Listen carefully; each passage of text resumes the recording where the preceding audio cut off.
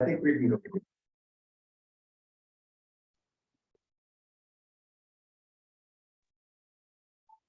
Good morning. Good morning. Welcome to the radio board meeting for November. Call this to order. Be sure we're going to be civil, respectful with the speakers and stick to the business before the board. And like to go on to a roll call for board members present. Dave, would you like to lead off, please? Yep, here. Thank you. Daryl Kraus here. Thank you, Daryl. Marty Hadfield as chair. We have our board member, Tom, present. Present. Thank you. And then we have our representative from the city council. Frank is with us. Thank you very much.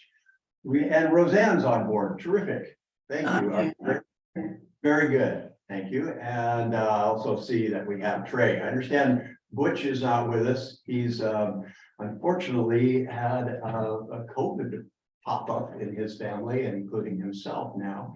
So he's going to lay low and we'll just proceed. And I'm sure that we can rely on Trey and myself to help fill in some of the items that might come to question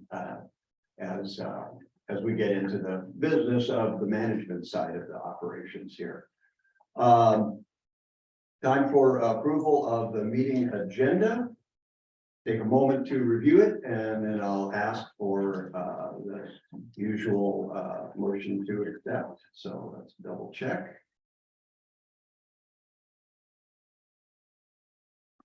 Any changes or adjustments to the agenda for the day? No, move we approve it. Okay, second that. You have a second? All right, then we'll move on. We have to do I guess we should technically do a quick vote to approve the minutes. Those in favor? Aye. Raise hand. Thank you. Roseanne's included. Okay, all. All right, thank you. And then we'll go on to the meeting minutes approval.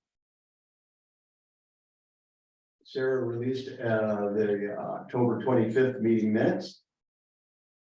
And take a moment to review your notes on that. And if you have any questions or suggestions for alterations, now's the time for that.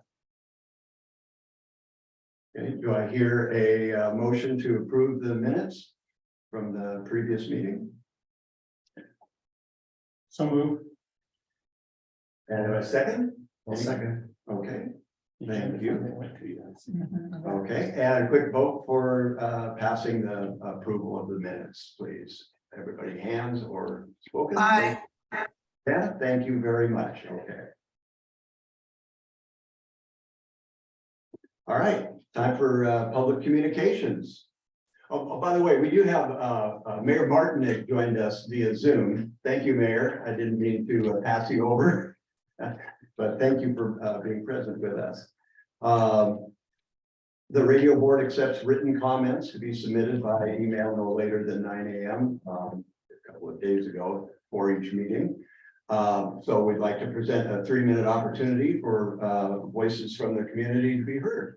So if you do, please come forward, and or in this small environment, you may wish to be seated. That's fine. Oh, thank you. And thank you.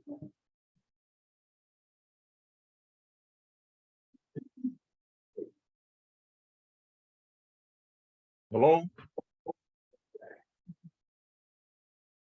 Greetings, and we have Don Williams in on the call in also.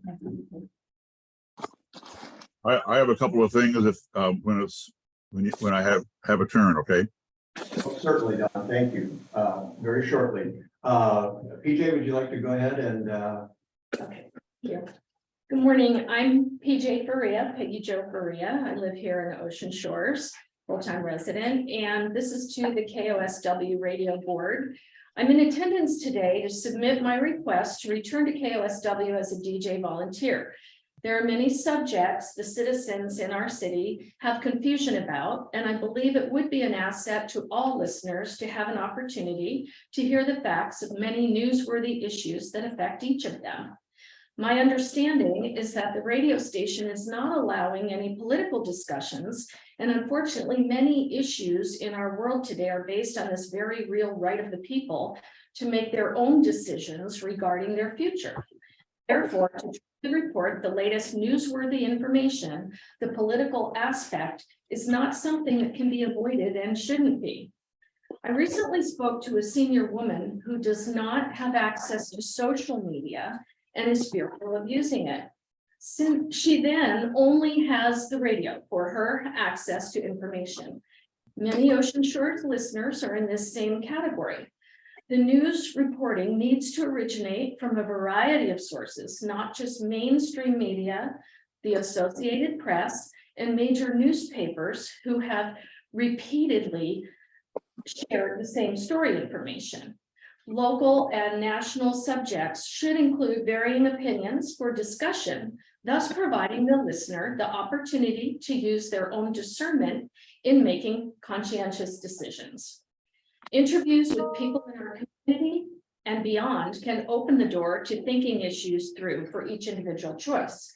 My respectful handling of the point counterpoint style of the live program that I co-hosted a few years ago had a highly rated listening audience and helped people to be aware of a variety of opinions on various current events. Sadly, when people are not able to discuss the many issues at hand, rumors are spread and community members make decisions that may not be based on all of the facts.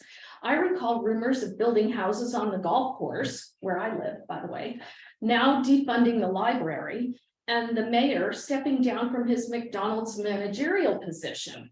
Yesterday's morning show allowed the mayor to speak on this particular issue, just as all should have the invitation to speak regarding their positions on many key issues.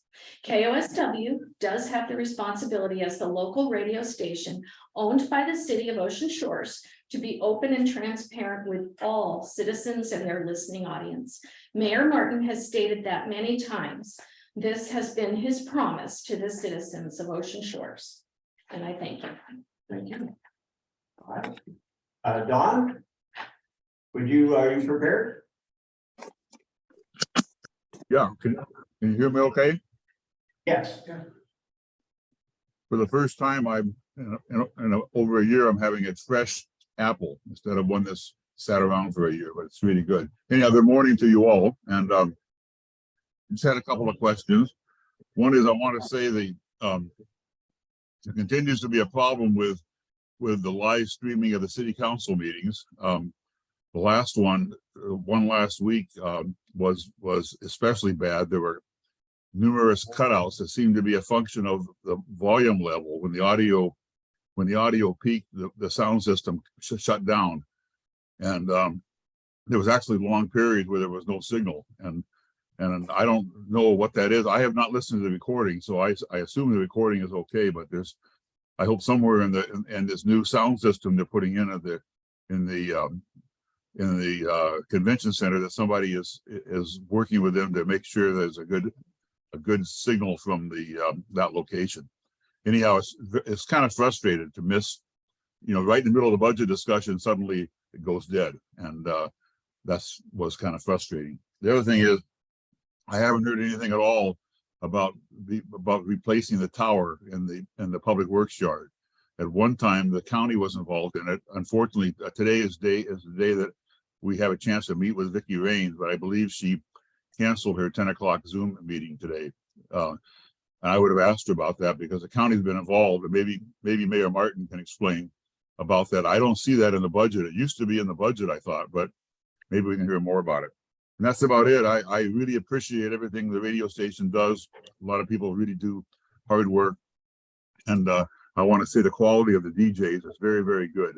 They just seem to know a lot about the music they plan to play. And I listen to you guys quite a bit streaming, and especially the council meetings. But something's wrong with the link between the convention center and the radio station. So I hope somewhere along the way that can get fixed. Okay, thanks a lot. Maybe Marty can explain what's going on with that. It's not really reliable. Thank you.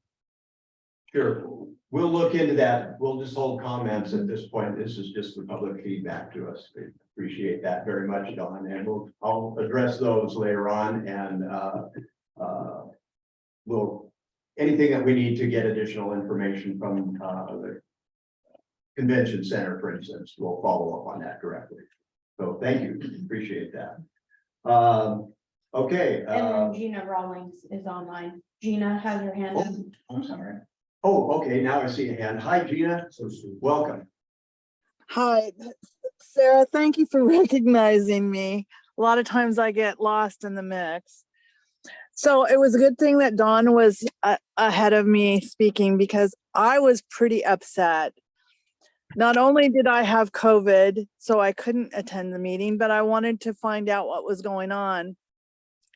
And the frustration level is very, very high. It just seemed like every 18 seconds that the feed for the audio just disappeared. And I know you guys have great plans for world domination for all of the coast, but you can't even have a simple feed for the council meeting, and it's real frustrating.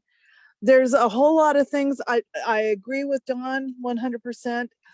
Have wonderful DJs, lots of good information. I love having the interviews. There's a lot of things that you're providing, but I think sometimes it's just a big bite. You're trying to eat a whole Subway sandwich with one bite, and it's not appearing that you know what you're doing. It's just real frustrating, and it's chronic.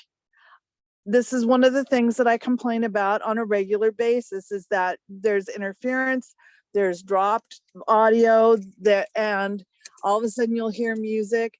I get phone calls while it's going on. Are you having problems with this? Yes, I am. It is a chronic problem. And as far as the antenna goes, the county was very interested. They paid for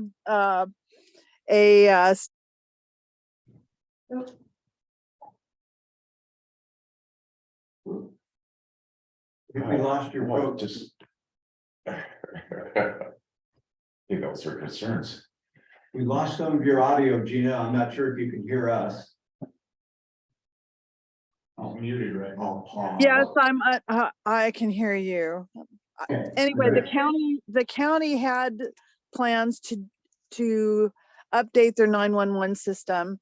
And at the time, Ocean Shores was asked about the public works antenna, and I would really love to see that antenna be brought into compliance and be able to be used. But I don't know that you can count on the county. And Dawn, the meeting for Vicky would be on Wednesday, not today. And so anyway, I would like to see that be used instead of $3,000 used monthly for an antenna out of your district. Just saying, I'd like to see some things done first before before you grow. Thanks.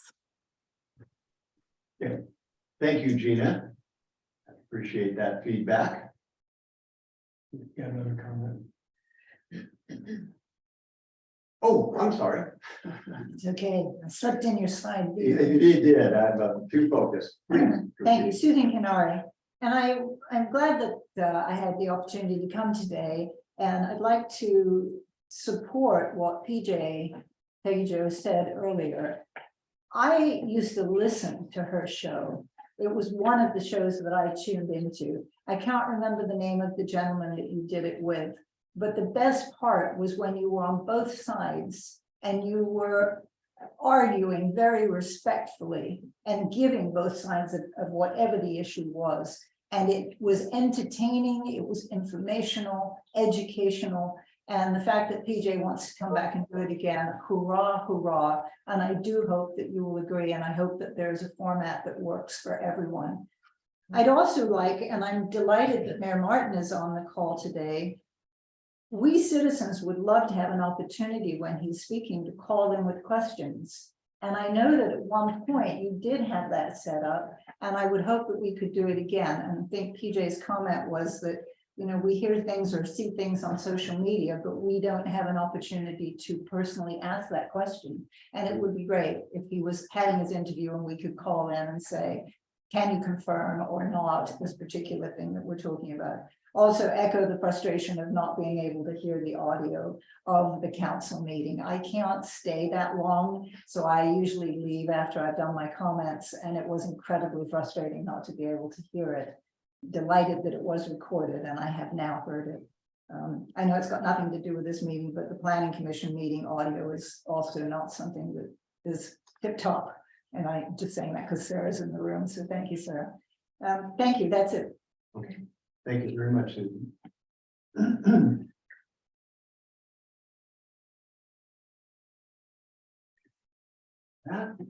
We'll move on to reports, chair report. Let's see, I've been in contact with the Washington State Association of Broadcasters president, who has provided us with an opportunity, which I went ahead and agreed to accept a donation of 2 studio consoles. One of them is they're both not current production models, but they're in beautiful condition. They're coming over from Spokane. They're donated by the Moody Bible Institute. Interestingly enough, they have a couple of radio stations over in Spokane, and we're looking for some place that could use great condition consoles. And so there are 2 of them. One of them will work out to actually go into the main studio. We'll take the board that was going to go into the main studio and use it in one of the production locations.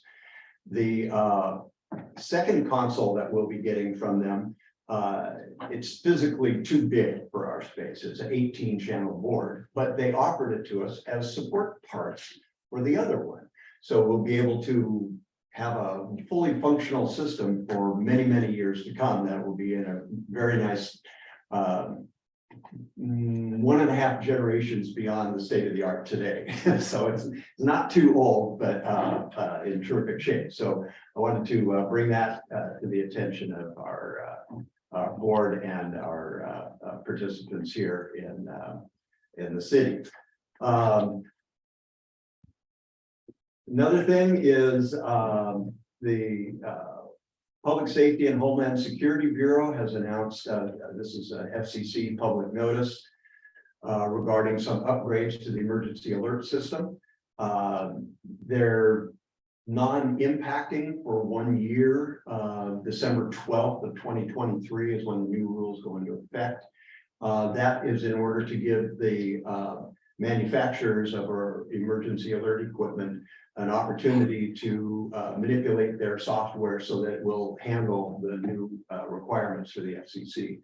Part of that is a system where if the local alert information is too garbled or otherwise impacted by reception, this will go to an internet provided, basically a backup copy of a text of what was going to be coming over. And then built into the emergency alert systems is a text to speech converter.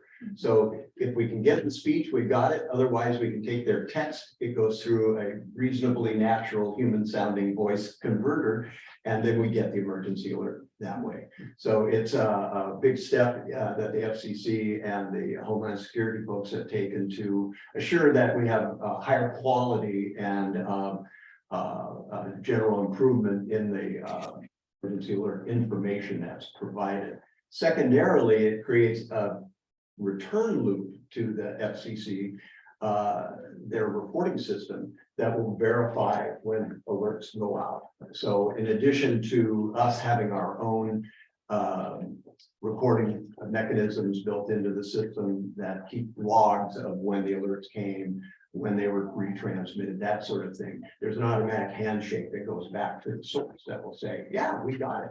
And so we're finally getting closer and closer to having an alert system that it has matured to a point where people's expectations can be met for being able to have this emergency information available. So those are the two items that I had on the chair's report, and also it spilled over the technology report.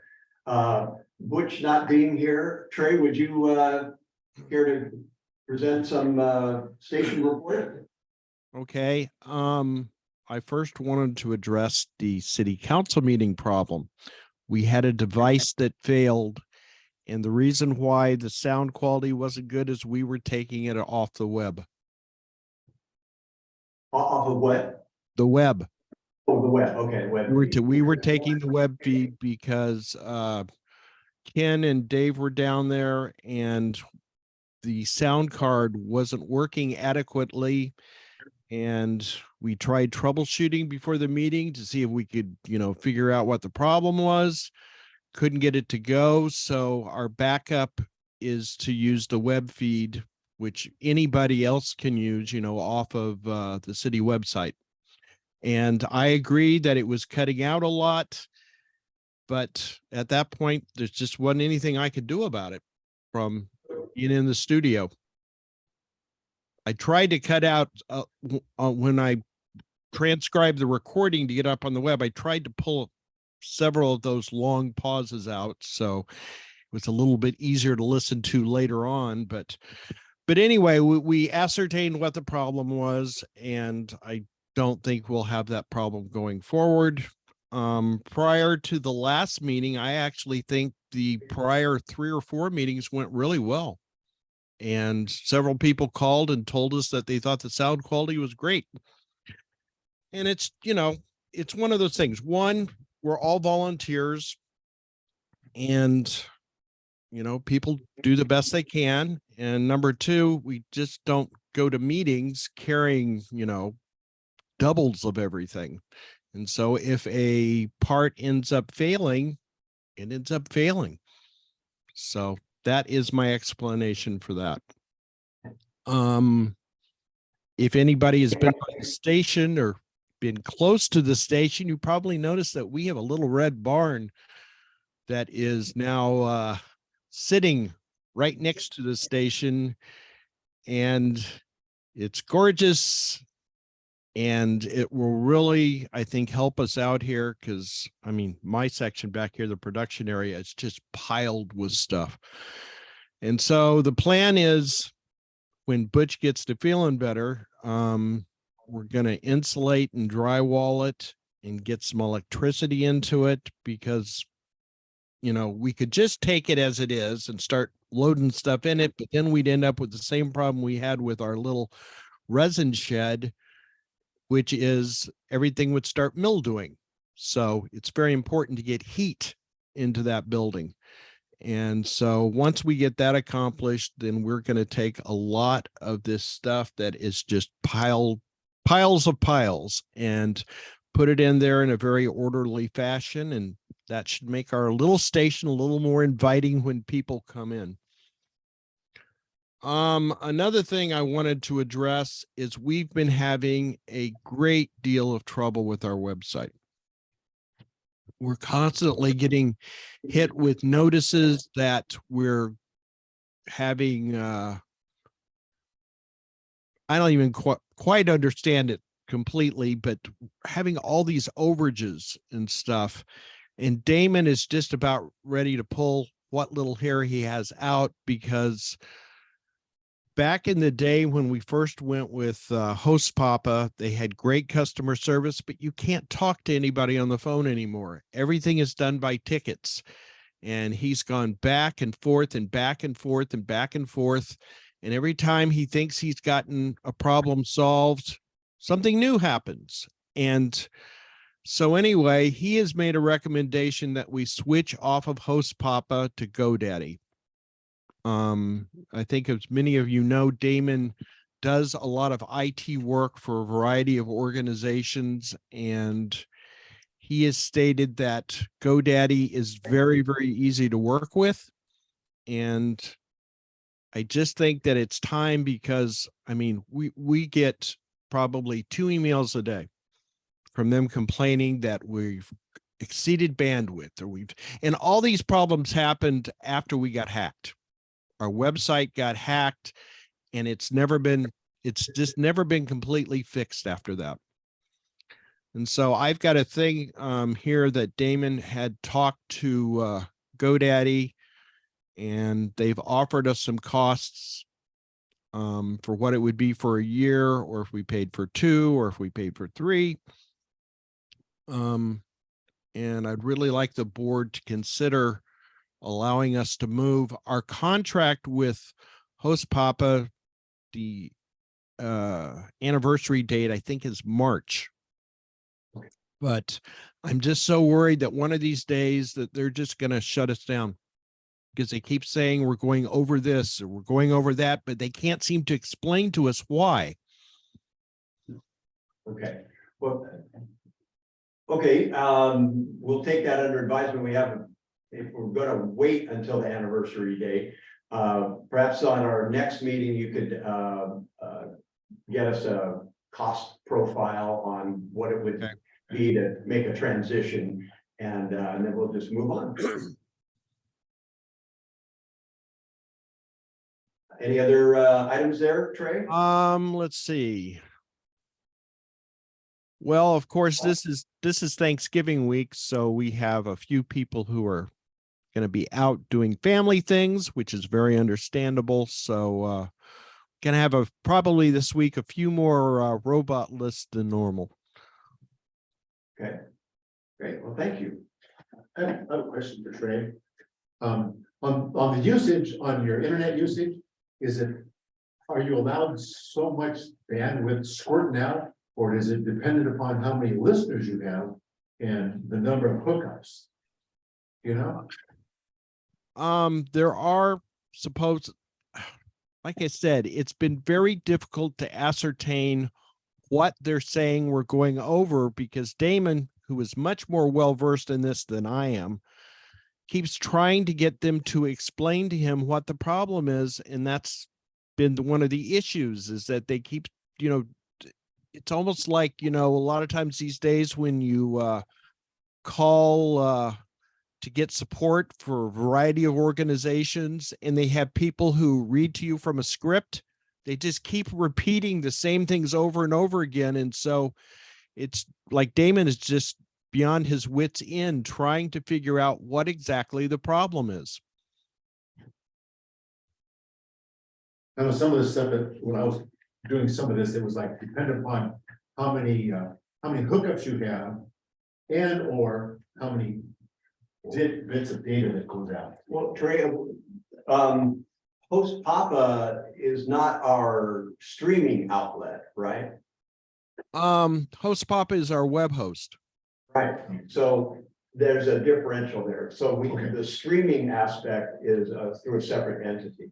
So if we were exceeding our capacity or our pay rate that is established for the stream, we'd be getting alerts from them. But with the Host Papa, it's usually associated with physical file sizes, and things are accumulating in there, and you have a lot of stored data on their servers, such as meeting copies, things like that. So well, right. And this is why it doesn't make sense to us that once our site was hacked, we had to rebuild it. We put in a lot less bells and whistles than we had before.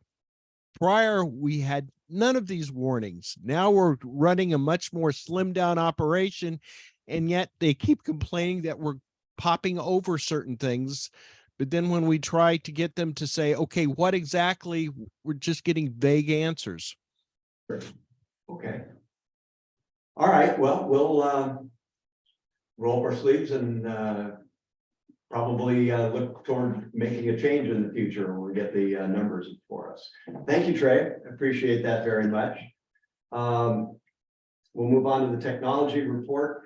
I'll just also address the dropouts in the city council feeds. One of the challenges is that the city council is at the, I'll just say, at the mercy of the convention center system, and it has not been upgraded yet. And a lot of the dropouts that I hear are associated with microphone muting or overloads perhaps within the PA distribution system. There were times during the last meeting when I was present that I could actually hear the audio drop out in the room. And I'm sure that that was similarly experienced on the radio end as well as TV end. So whatever was going out over the web would be subject to how the convention center system is managing the audio. So it's a combination of the internet feed aspect, but also the sound system there and how it seems to have a very sensitive muting type of response. All right, let's move on to our report from Frank on our council liaison. I just had some questions on where we're at with the transition, so I'll wait for that. Okay, I'm sure you'll cover that.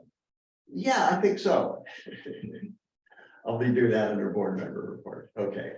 All right, so under the board member reports, I'll say, first of all, let's see, I think that one. I was requested by, there was a general question presented by the city council, and the question was, is there an opportunity to have a shorter term initial lease period at the tower site that we're talking about right now with American Tower? The preference of the council was leaning toward 2 years. The present lease proposal before us is a 10-year base with three 5-year renewal periods after the initial 10-year. We do know that the American Tower Group tends to do 10-year leases for broadcast because it's a pretty big infrastructure build to undertake. And however, on other clients on their towers, they do have 5-year terms. And interestingly, they inadvertently submitted to us a lease that had 5-year terms on it, which they fairly promptly turned around and said, oops, we weren't supposed to send that one to you. Yours is a little different. And in speaking with our representative at American Tower Company, she indicated that a 2-year would be extraordinarily unusual.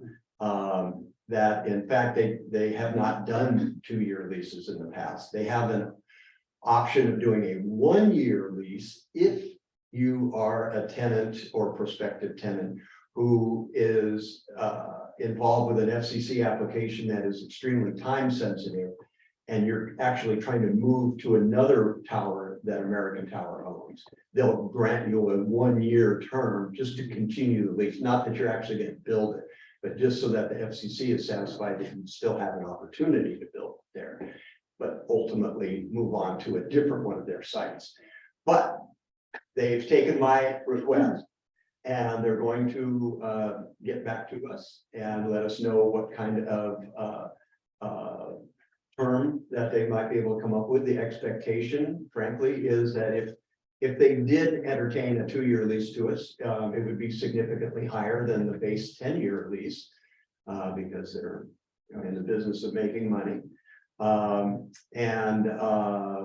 So in order to kind of wrap my head around this, I've also started to look at alternatives to the American Tower site. As we move to reduce our overall coverage area of the North Beach zone, because right now our mission is to improve the signal that we have over the city of Ocean Shores. And if we are graced with additional coverage by virtue of where we're located, so much the better for the community at large. But if the operational costs are going to become considered prohibitive through whatever mechanisms, we'll see if we can find another location somewhere. I keep moving further and further south. So it's difficult because we're trying to protect, not trying, we have to protect other stations that are in the Aberdeen, Hoquiam area and even further away, depending on their frequency. But there may be an opportunity to crunch the coverage down and reduce the power and get another tower site that's closer. But we don't know what that's going to look like. We don't know what the rent profile is going to look like at a site like that. It's basically not quite starting over, but taking a big breath and then scoping out what the potentials are. And then we'll come back and we'll say, we have multiple options. It just makes it smaller. Maybe we can find a site that has less expense with it. That's our goal, of course. Both capital outlay for initial install as well as operating costs. So that's the report that I can give you on the site situation. Everything else is on hold. We have ordered no equipment at this stage relative to the relocation of the station. There is well, I have to take that back. There's no equipment, no capital equipment that's been outlaid. There's been a small amount outlaid in structural study that had to be performed part of the progression to the lease arrangements. So do any of the board members have any questions regarding this? Did you have any more? No, I was just curious where we're at. We got a budget coming up that we gotta make some decisions on. So. Yep, I understand. And well, that's why I asked I don't know how quickly she'll be able to come back, but I imagine it'll be very short order. Hopefully even later this week. But she understands that city council has concerns about that, and that that ultimately the city council makes the decision. I mean, it's the city council's radio station, City of Ocean Shores. So you know, we can have all of our best intentions to make improvements and solidify the coverage opportunities that we have right in the city. But worst case, everything just basically goes away and we stay right where we are as a low power FM station. Everything else is just evaporated. It can happen. So I just am prepared for whatever happens in between those two goalposts of a complete upgrade versus just letting it idle along, and we'll just stay where we are. So let's move on to. I guess I'm like to understand correctly when you mentioned that operational cost prohibited. I guess I don't see from the last meeting the outline of what the costs were. I believe that if we had a better understanding of what you're suggesting, you would have more community support. And if I knew exactly what it is I'm supporting, I could itemize it when I or anyone else goes in front of the city council. Some of the jargon that you use between you and Daryl is makes me feel unintelligent because I don't understand, and I don't think that's fair to the rest of us. Okay. We glimpse a word or two and try to nod an agreement, but overall, I have no idea what the site is, how much it was cost, what happens if we do nothing, what, you know. And as someone mentioned earlier, what we can't eat a Subway sandwich in one bite. So if we do have to take step one and move forward, and then to step two, I guess I'd like to see that. I'd like to make sure step one is done. And if step one is securing a site, or step two is making sure the tower is there, you know, I want to solidify and cement those actions. And because right now I'm guessing and going back and forth, or this was set 3 weeks ago, this was set last week, you know, and this was set last year, and I feel like a child sometimes listening to you explain exactly what it is we need as far as technicality, and I'm sure you and Daryl understand because you're both in the same position, but at least the rest of us out, so. Sure, well, and I appreciate that, because, you know, we all come from our own perspective, number one, and try to be careful in the discussion of things, because, you know, the words matter. And the descriptions matter, and these are technical situations that we're talking about from the standpoint of the construction. There is an existing tower. We're trying to get a lease on that tower. That's step number one. And what prohibited, is that what the cost prohibited, that's what the restraint is, the cost? The ongoing rental or lease, what technically speaking, and again, it's a license that they give you to be on that tower, the owner, it's basically a lease. And we're questioning a 10-year lease because that's too long for our, No, well, that's the concern, that from the broadcaster's perspective, you want to, if you've picked a site, you've invested capital in developing that site, right? So even though there's an existing tower there, and even though they have an existing client on the tower, cellular and a wireless internet service provider and some others, there's space for us to be able to put our antennas up there. So they want to charge us the existing proposal is $2,666 a month to put our equipment on their tower. Rough round numbers, we're talking about spending about $104,000 or so in equipment to be implemented at that site. So the cities, we have a budget that is okay to be able to spend that round numbers, $100,000 to make the improvements to put our stuff up on that tower. right? The concern of the city council, as I understand it, is how are we going to cover the $2,666 a month?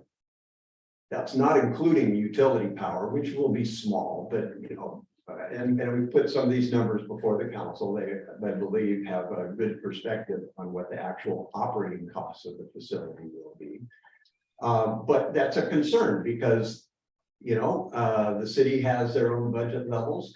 We try to be extremely diligent, and when I say we, it's the board and the radio station and the folks who have so kindly offered their volunteer time to go out and seek supporters from businesses and private individuals in the community to supplement what the city has allocated to us for our lease.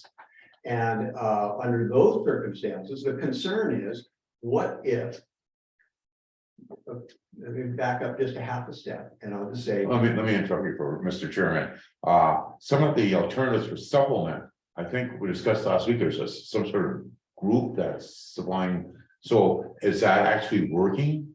Yes. Okay, so the funds from that group are how much and how much is needed more? Well, you know, it's not our group. Okay, or It's from a that group, 501c3 Right. that's separate. And- And if they choose to offer donations that they've collected to KOSW, we will gladly accept them. We have no idea, we have no control over how much, how long, or anything else that they would do those types of. okay, but because we're trying to become a permanent institution in the community, should we actually be dealing with shoulda, coulda, you know, woulda opportunities from some company that you know? Yes, let me address that real quick. We absolutely, well, we presently do. You know, we go out and we have in the past, and Roseanne and several of the other board members have actually gone out, and I know Dave has also, with contacting some of our local businesses. The expectation that we have is that when the radio station is built, the increased coverage area will allow us to go out and glad hand people in more distant communities rather than just relying on the resources within the city of Ocean Shores. We may be able to get some involvement by folks in Aberdeen Hoquiam area, and then all the way up the coast up to Seabrook and other areas up north, Pac Beach. But until we actually build the station, we're not absolutely certain how much coverage. I mean, I can do coverage prediction models, but until you actually build it, the real world is slightly a mystery out there as far as how is our coverage really to go. So we don't know until we actually get built and actually drive and tune in and be able to go into someone's restaurant in Seabrook or go into a cafe in Aberdeen. What our coverage is going to be. So there's going to be a period of time where the city council, the city is going to have to cover all of our rent costs until we get to a point where we have enough income coming from donations that regularly will support it and keep it afloat and make up the difference, whatever that may be. And we don't know what the tolerance level of the council is until we get there. If we're able to do 50%, is that adequate? We don't know. And maybe we need to do more. Maybe there's a little bit of latitude there where we just don't know. Well, wouldn't the city council, Mr. Chairman, wouldn't the city council having a budget that every year the police department, things that, and every year they determine what the costs are going to be. So the appropriate that for that, or they budget for that, it sounds like we're guessing. Glad handing doesn't sound certain to me. Someone may decide to give, we may decide to give less, Well, we can actually have contracts with individuals or with groups. And there's also some, we don't know how much, that's a whole nother thing of support from I'll just throw out the big name that everybody hears about is Corporation for Public Broadcasting. Mhm. There are other agencies out, FEMA, maybe from our emergency alert aspect, but they don't usually have very much money available from my discussions with them in other markets. But there may be other funds. The Washington State Military Department may have something because they're really heavy in the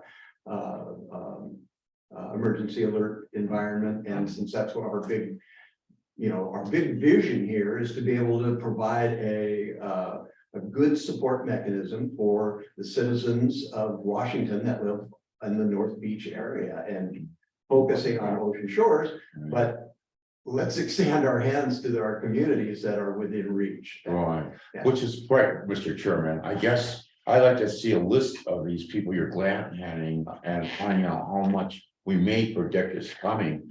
And I'd like to put forward a motion that we look at other alternatives. One that I'm suggesting wholly, I think it was second on, is getting subscribers from Ocean Shores. Sure. That, I think, would be just as relevant and much more secure than glad handing businesses. Because the listeners, as Ms. PJ is here for that reason, as the listeners want to support the station, they're our best chance of meeting that budget.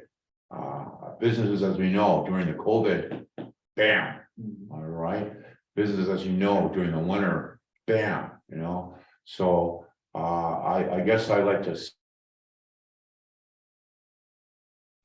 Ocean Shores, North, connect to the station and matters that are similar to what's going on here and enjoy and respect. And I mentioned this earlier, and someone was afraid of subscribers. And I guess my opinion is that subscribers, if they don't like what's going on at the station, they don't have to make that donation. Sure. They don't have to listen to the station.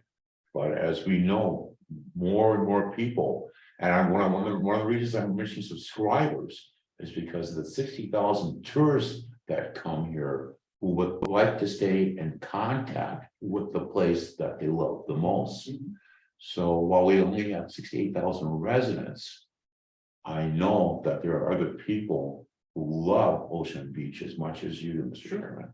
So I appreciate it. so can I get a second on someone or having a discussion about using subscribers? When we do that under new business? Yeah, we can pull that up to new business and also, it flows right in with the rest of our revenue generating vision. Traditionally, the donations have been recorded to the city, so we know what our profile looks like in that regard. I'd like to go ahead, Frank, and then I have Sarah. Okay, I just wanted to say, the council's working with a 2-year budget. And there's concerns by some of the council members that we're signing up for a 10-year lease. So we don't know what our budget situation is going to be down the road. And so that's why it was asked that we look into a shorter lease. I just wanted to say that we're working with a 2-year budget. Okay. Yeah. And that's a 10-year commitment. Right. So anyway, that's all I got to say. We also know too that the Quinault Indian Reservation has put up a tower. Is what? The Quinault Indian Nation has put up a tower. Oh, okay, well, good. Is that something that we can also consider looking at? Absolutely, it's in that. Short-term lease. Absolutely, we can identify the location. Do a study to see if it'll fit. Contact the owner to find out if we have space available that would be suitable. And then negotiate an agreement for that site and see what kind of a deal can be made. So they're just the normal sequences, and I apologize if I make leaps on things because, Right. I have that terrible I respect your expectation. Everybody tolerance. knows what I'm talking about. Genius at work, I got it. Sarah, Nope, I just wanted to make sure Frank got his. Yeah. complete briefing. thank you. Oh, thanks. And Darryl? I just want to add one thing about this whole thing about it, about tower and the chain and going from low power to more power is to get all of Ocean Shores. The goal is not to get Pacific Beach or Lake Quinault or any other place, but it's just to get Ocean Shores. So you go to certain places in town, when I go crab fishing at Dana Point, I can't get to the station. So there's places down there, it doesn't work very well, it gets banged out by it. So that's the whole point, is to better cover the city of Ocean Shores. And if we get anything else, that's nice, that's good. Right. That's not the goal. Well, you're right. The city of Ocean Shores. Why can't the city of Ocean Shores have its own tower? Well, if I may interject, and maybe just put this one to rest for right now, is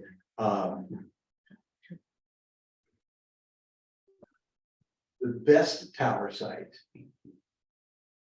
so far that we've come up with is the one that we're negotiating with. That strikes a really good compromise of improving and solidifying the coverage over the city as well as extending into other communities.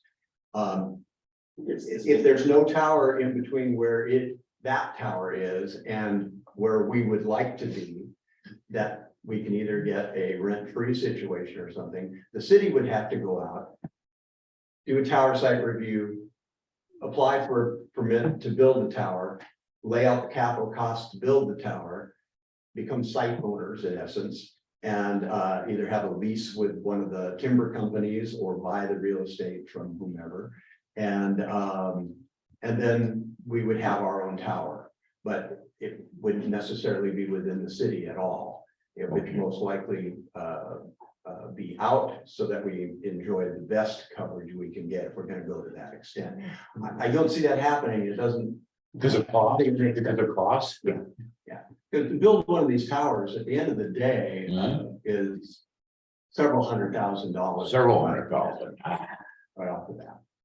And a lot of you get compared to a lighthouse that beams out light. So if you look out on the electronic maps, it's just like a lighthouse where it's squirting light out. So we're all flat, and that light, if you have a lighthouse in the middle of Ocean Shores, it's going to squirt right up the Jaylis River Valley, and it's going to cover Abraham.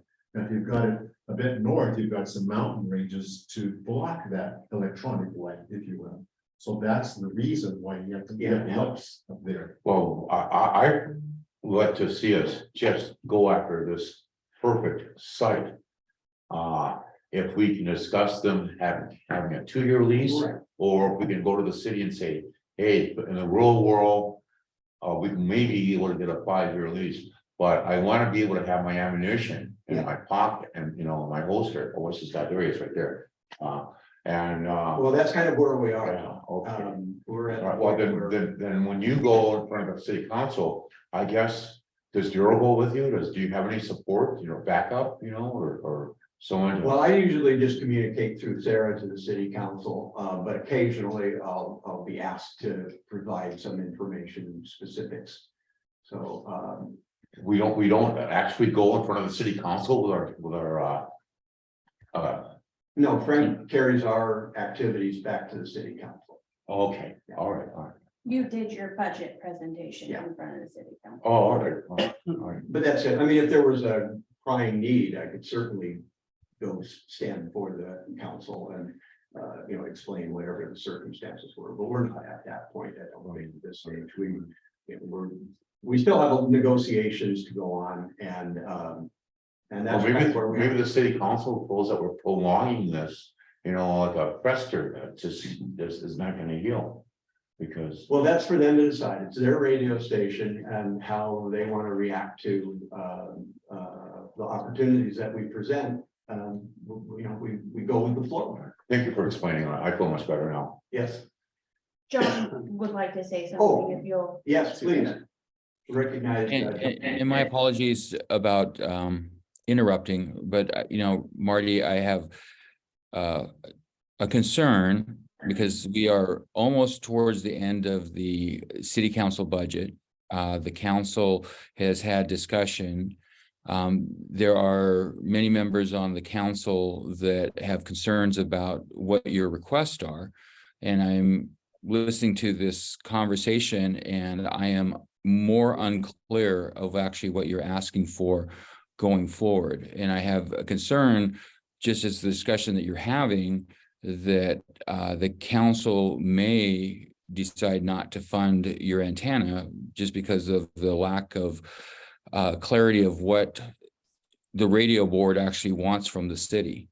And Frank probably can fill in the blank because I don't know exactly where they're going, but I know at our last council meeting, there was a lot of discussion and there's a lot of confusion on what you're asking for, because there's the current radio tower, which I believe that a couple of years ago, we actually looked to see how much it was going to cost, and it was going to be a very large sum of money.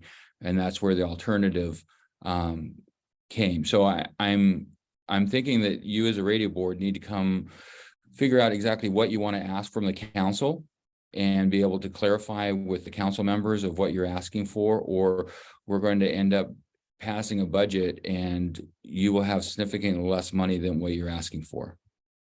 Just my read of the council based on our last council meeting.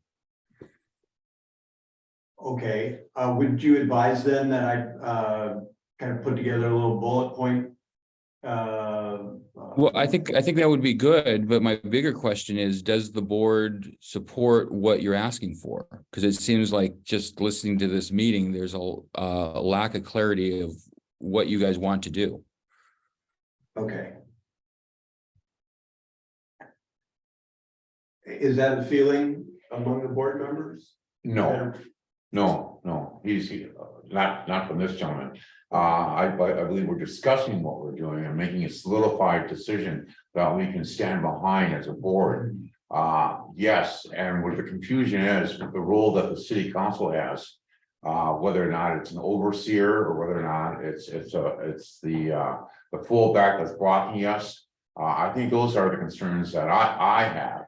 My concern is how much actually there is and where it's going. But right now, I don't know how much there actually is, because I'm doing with the city council of debating on what the radio station does or does not do. Now, my opinion regarding our dislocated appearance to you is that, once again, this station is a volunteer station. It is the core of Ocean Shores. So I think that whatever we're doing, whether as long as we're moving forward, the city council should pat us on the back for highlighting such a wonderful place. And I also believe that the city council should make amends about the convention center. That we can't move forward without your support electronically, technically, but financially and emotionally, Mr. Mayor. Thank you for your time. Okay. All right.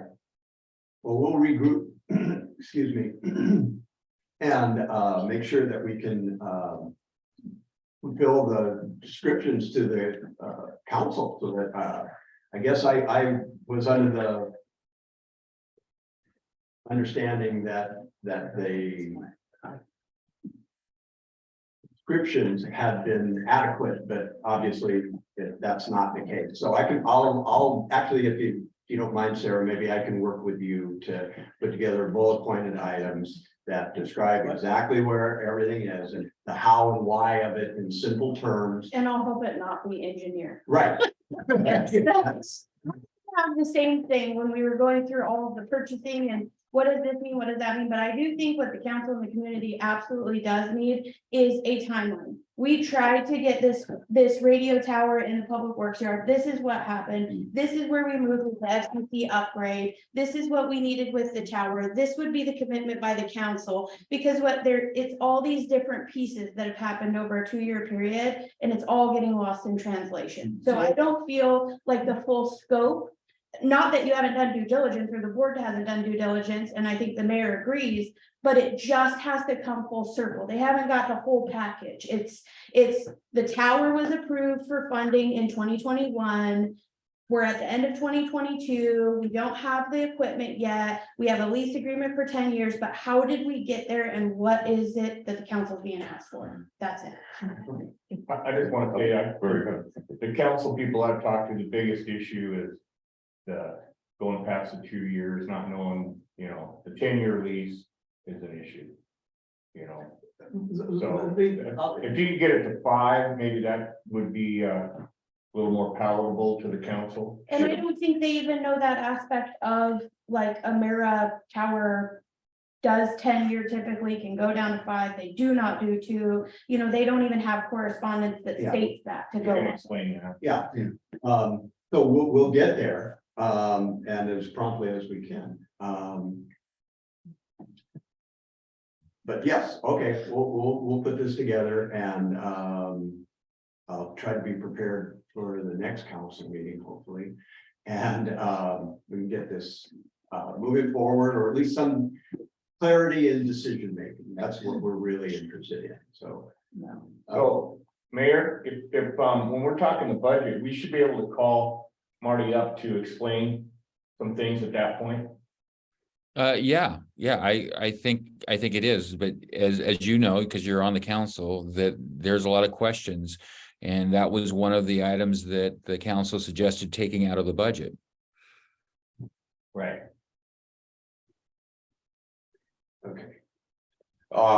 Mr. Mayor, may I ask what role do you see the radio station as in relationship to the community?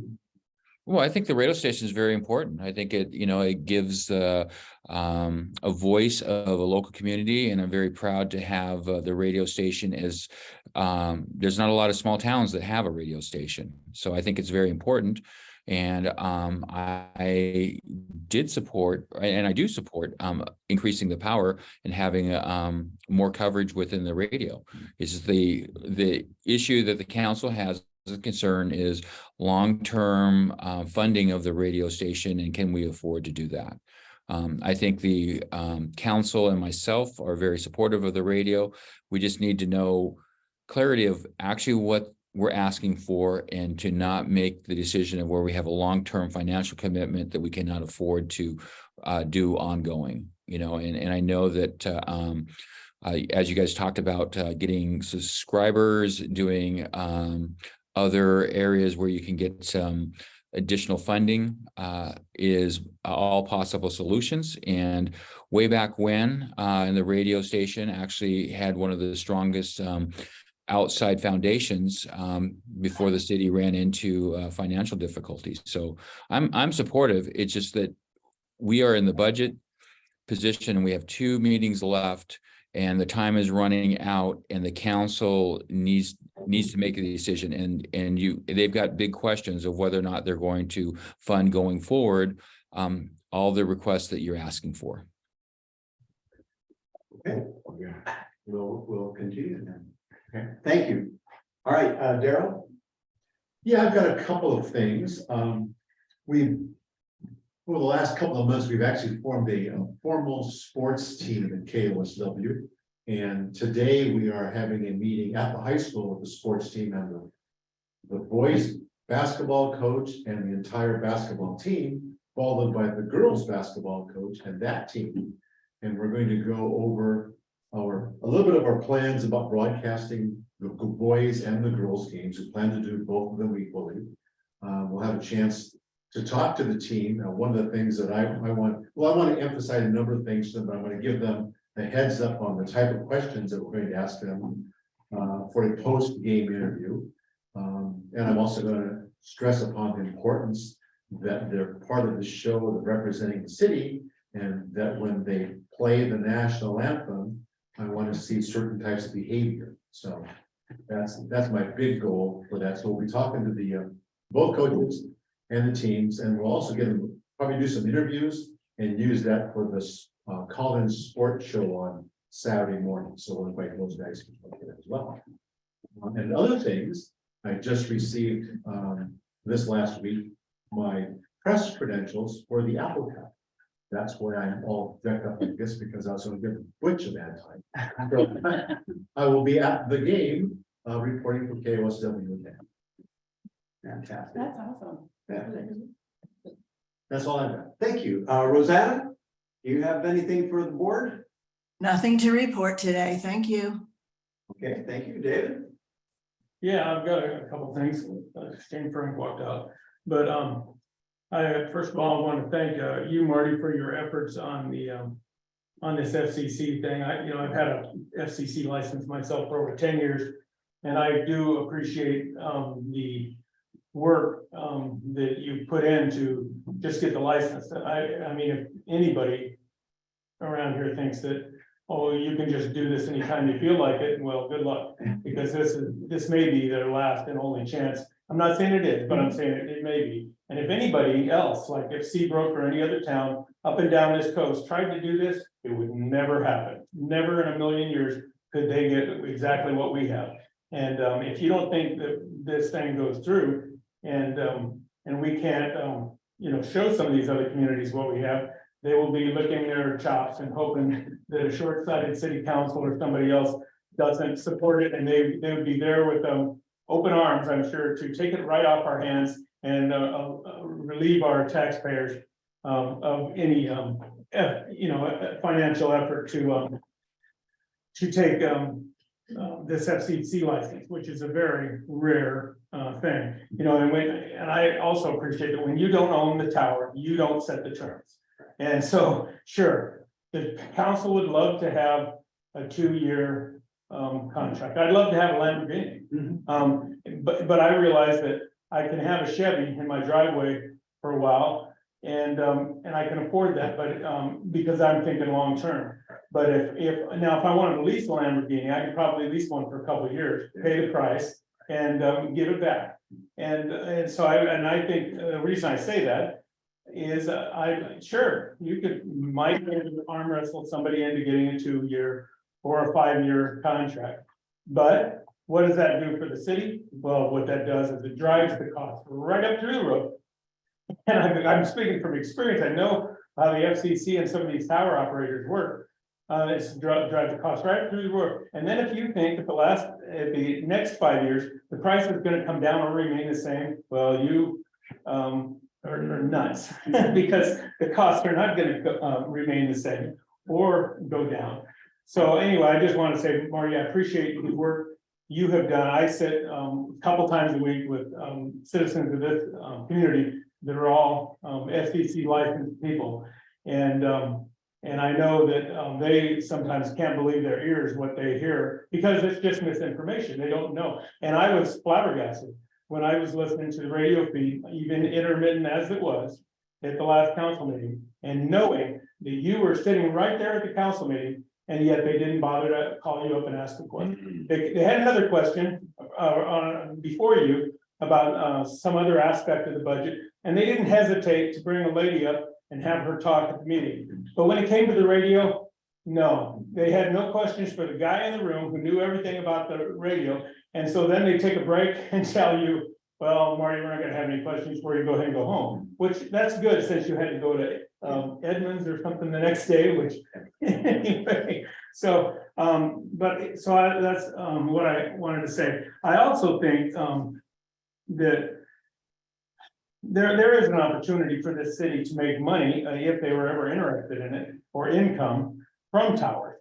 And you know, we've discussed that on the side a few times with other people in the community. And that is, we all know that the south side of this city, besides not having great radio coverage, also has terrible cell phone coverage.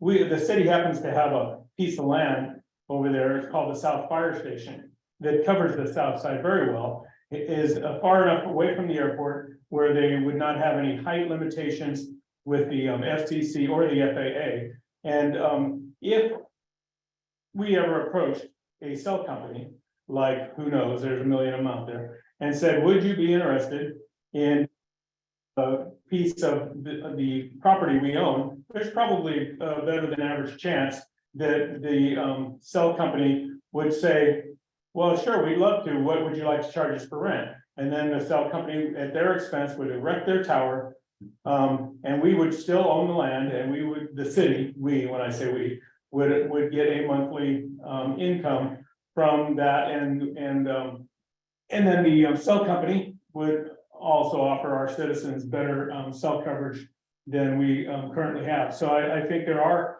a lot of opportunities. Like you said, we can't go solicit advertisements from Seabrook or Westport or other areas when we don't currently cover them. I know when I go through the curves going into Aberdeen, I lose KOSW.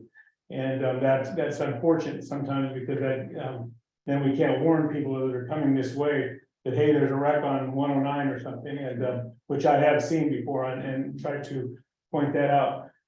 As far as the disjointed board, I don't believe we have a disjointed board. I think some of our discussions at times may come off like, yeah, some of us may have questions about things that the board is doing, but I believe that this board is in 100% support of the plan that we have put forth. I think that the city council did allocate money that hasn't been spent on equipment, and money that hasn't been spent on a number of other things. And maybe they're looking at clawing it back into the budget. But you know, it's very frustrating when as a citizen, and I sit here listening to the radio. I was yelling at the radio when I hear a guy tell me on the radio that he needs a toy for his toy box in the fire department. And that's the word he used. And they say, oh yeah, sure, we got no problems with that. In 6-wheel drive, go for it. You got it. And but on this thing, it's like, oh, okay, well, let's see, what's last on their bill? Oh, it's getting late, kind of. Let's move on. And I'm gonna cut this short. But that's the way I felt about that. I think it's great to reach out to the high school sports.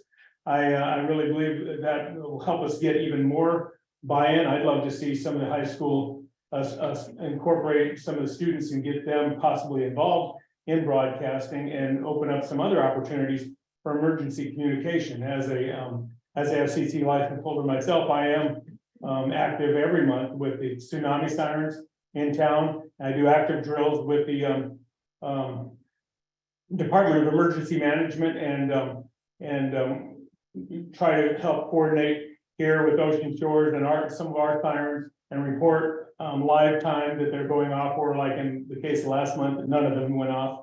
And so, you know, so we can keep track of that, tell them that the blue light on top of the one in the South Fire Station doesn't work and never has worked, and maybe may never work. But so, you know, I think some of those emergency things are very important. And you know, I've got my little shingle for the tsunami thing that I got from the Department of Emergency Management from classes I've taken. Mark, let's see, Trey, I don't know if Trey's listening, but I know Trey's there. I can see the back of his head. if, I think if we do need people to cover, while the holidays time is coming, it wouldn't be a bad idea to post an opening on the, to the DJs, because some of us don't have, tons of stuff going, and I think it's always better, of course, to have a person behind the microphone, giving local weather and on-time, news or facts, maybe a power goes out or something, than having a robot. And, I know personally, my Thanksgiving plans went up in smoke, so I just called the senior center today to see if, hey, maybe they need some help delivering food, because I don't have anything to do myself. Although that'll be different hopefully for Christmas, but, and then the last thing I want to say is that I also want to thank Butch, who I know is sick right now, because I don't know that anybody really appreciates, as much as I do, the fact that Butch took it on himself to help establish this 501c3 to support the radio station. I don't know that anybody in the city council has any clue of that. I don't know that anybody in the community does. But I mean, he already held one fundraiser with the Halloween thing. I have no idea of the funds that may have been raised or donated from that. I know that we currently have another one slated for November, a spaghetti feed that's getting quite a bit of mention on the radio station, and in the efforts also to raise money for the radio station. And I mean, the idea is not that the city council is going to need to fund a antenna infinitum. The idea is that once we get up, like Marty said, and running, that they would actually give us a chance to get out there and try to bring in enough revenue to cover these kinds of expenses. And so the city wouldn't be on the hook. I mean, I'd love to see where the city paid nothing. Maybe it was actually a money maker for the city. And I think I've said enough already. There is one more thing. I noticed in the bylaws that I want to mention that under Article 2 duties, it says that the radio board should submit to the city each year on or before August 1st, the statement of current financial condition to include estimated budget for the following calendar year. And I just want to say that we've seen some loose budgets here from time to time. The last one we've seen was up on the screen, but that was all about just the radio tower. And so I just want to make sure, like on this meeting, we haven't seen any kind of budgetary items. And so, Well, in a minute. okay, because I definitely would like to see possibly printed or electronic materials to that effect in some case. And anyway, that concludes my statement. Thank you. Thank you. Good night. So just the finances that you see in your packet, so that hasn't been amended or fixed in the bylaws, because what it used to be, and I don't know how much you tracked it before, was the radio station, Trey and Butch would take care of all of the finances and what was coming in. And then they would produce this document. We pull this out of the budget for you guys just to see your one. So we could do like change it in some way where it's like an annual, like, here's 12 months, what it would look like in the budget. You know what I mean? Like, instead of this pulled out kind of thing. So that would be up to the board what they want to see, but that definitely has to be amended, because that was prior to us doing all of this part of it. So you saying the bylaws need to be amended? Correct, Okay. yeah, because we do, like, we never did the finances in this depth every single meeting, but I definitely hear what you're saying, like, let's see like an annual. So we should talk about how the board wants to see that from the city's perspective. Sure, and I see that the bylaws do say that they should be up for review each year by July 1st. So I'll give us something to put on the agenda. Yeah. Perfect, okay, thank you. Thank you. Tom? You have a brief statement of any activities or? No, I do not. Okay, well, thank you. Marty, I like that, didn't we?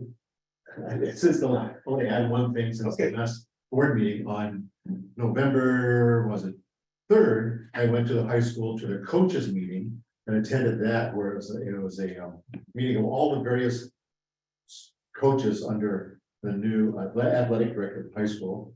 And we talked about how we were planning on covering all of the sports and simulcasting them on the TV station. So I forgot to mention that on basketball season comes up, that we we plan on, tonight, the city council meeting will be rebroadcast on channel 68, but it was a long one, so it's taken most of the evening tonight. But then in the future, we'll open up Tuesday, every night of the week, except maybe for Monday nights, because we plan on taking the city council meeting live and putting that on the channel as well.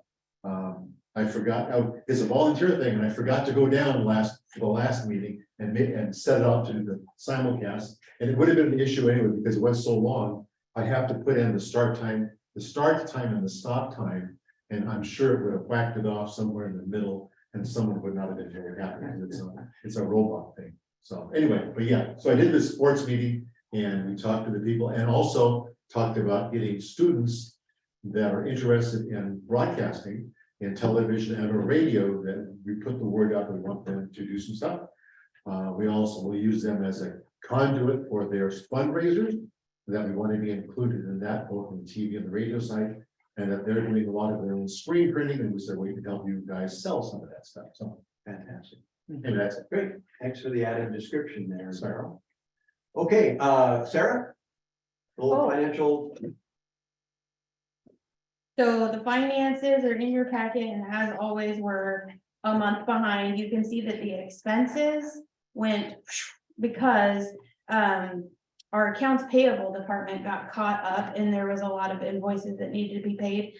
It shows that there's 31,546.61. Remember, 25,000 was allocated for the FCC upgrade.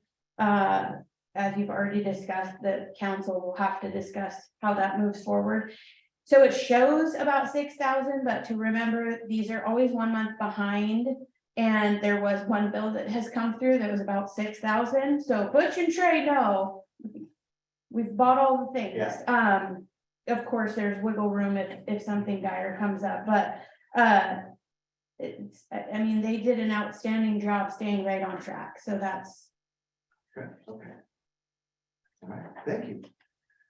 All right, moving on to old business. There had been a matter brought up before the radio board at a previous meeting regarding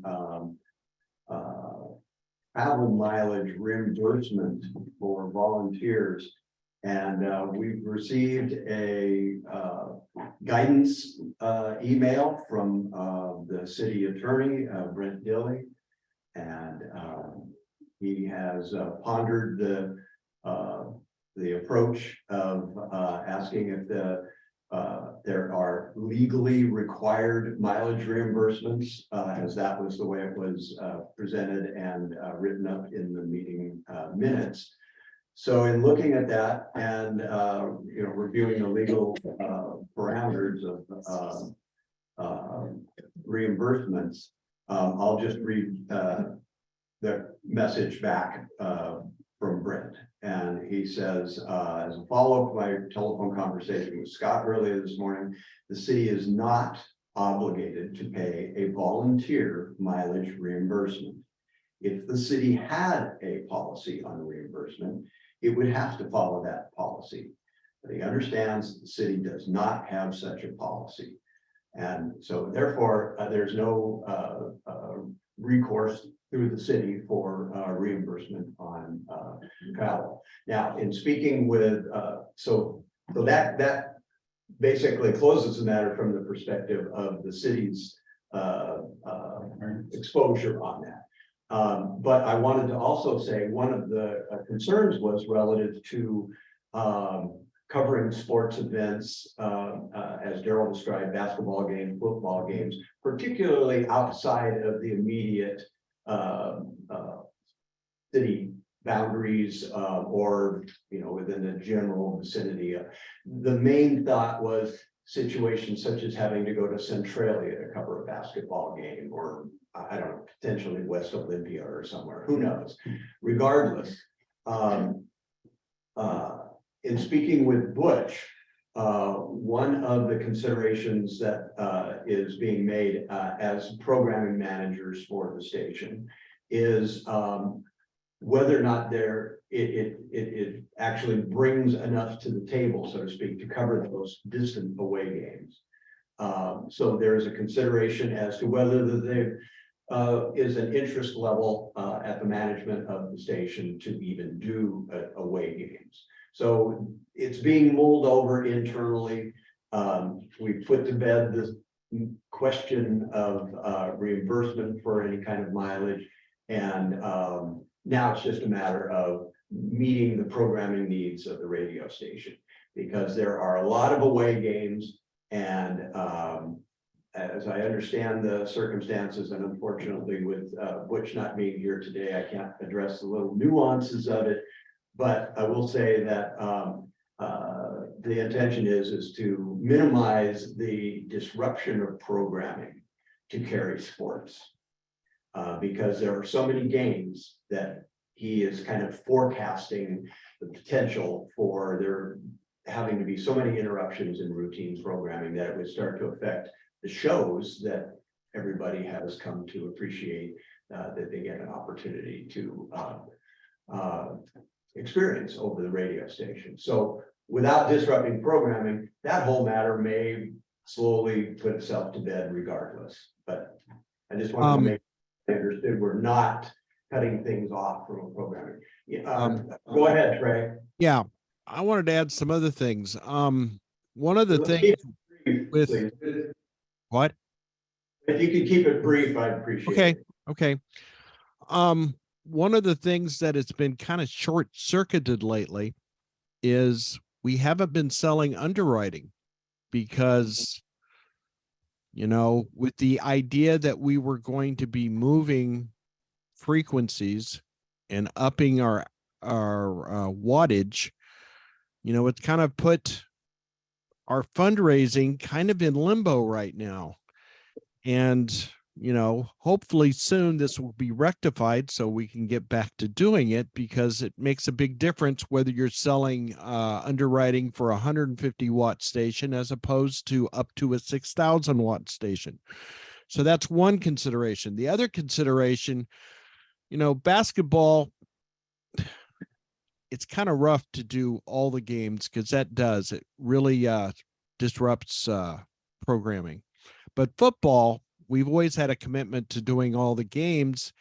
And going forward, once we ascertain where we are wattage, whether we're going to be an LP or not, the idea would go back to what we have done in years past, is that we basically would sell sports packages that basically covered all the expenses for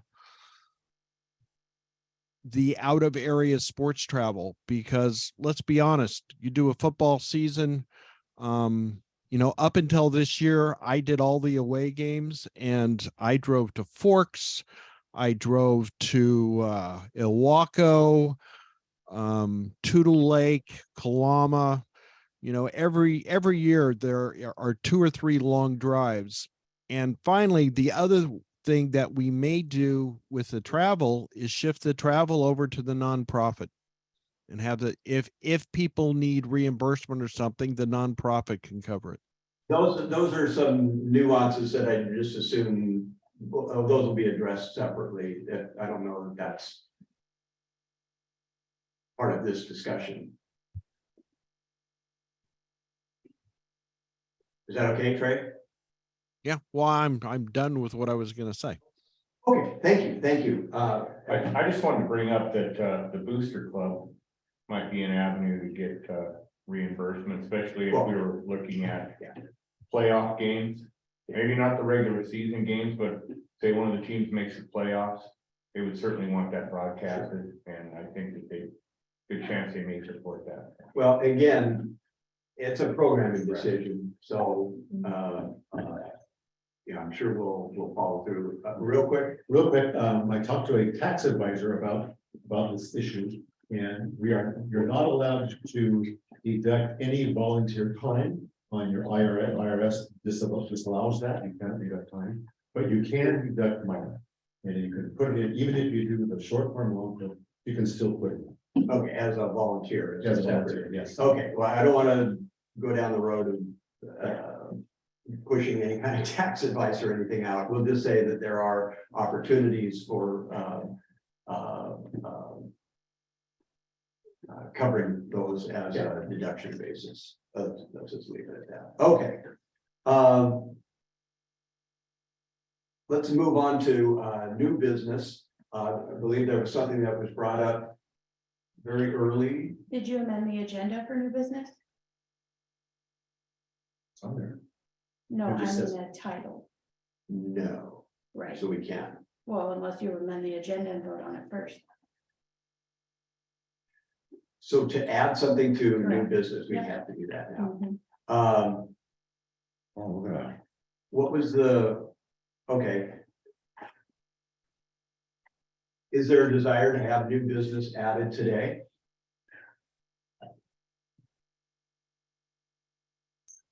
Rosanna, do you have any new business to add today? No, All right, well, we'll skip the new business on this round and we have no discussions, I don't believe. We've already pretty well discussed everything that we could have. Moving on to our future agenda date will be, it's like the 21st, 4th, yeah, 27th of December. And with that, I'll ask if I could hear a motion to adjourn. So move, That's the day after Christmas, right? 2 days. 2 days. Yeah, 25th, Sunday is Christmas. At 10:30? Yes, the usual sign, same bat location, same bat frequency. And here, motion to adjourn, and a second, Second. okay.